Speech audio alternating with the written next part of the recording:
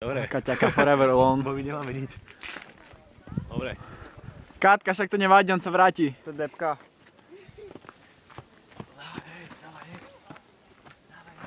Skupinka mladých z Prešova sa rozhodla stráviť veľkonočný pondelok spoločne. Vybrali sa na výlet na Šarický hrad. No ako sa robí salmak? No počúvaj, Filip mi povedz, či je to zlé. Na jednu ideme. Je to dobré. Hej. Máme úplne prudko originálny stand-up ako stále. Dobre, takto nechaj si mikrofón, pán Ada. Počkaj, dobre. Čo vlasy? Stále nemáme sponku. Nič.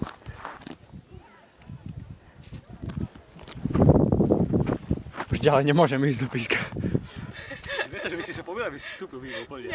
Ale lépe mi teraz fajne, bo cúvnem. Filip, nepadaj. Dobre, jedna. Poď. Skupinka mladých z Prešova sa rozhodla stráviť veľkonočný pondelok spoločne. Vybrali sa na výlet na Šarický hrad. Teraz dáme ešte nejaké krásne zábery, sa mi to bar spáči toto. To, oni tak Jo, kričia. ja mám tak rád prírodu. Ty má, ty si taký profík.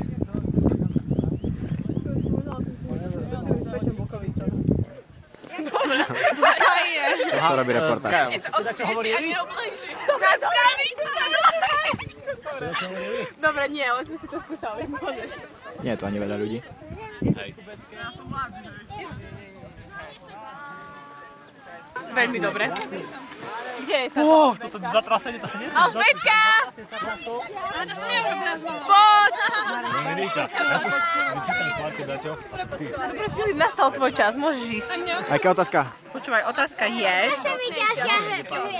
že z akého dôvodu Filip... Lebo idem hrať, lebo idem hrať. Dobre, to počkaj.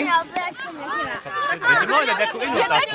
Nie, lebo Filip je super, Alžbeta má takú odpoveď, že... 8 otázok. Timo, nepočula si... Ideálne oblievači? Že jak ty mi položíš otázku a môžem hneď začať odpovedať? Ona povie... Aha. Ne, ja to neviem povedať, ja mám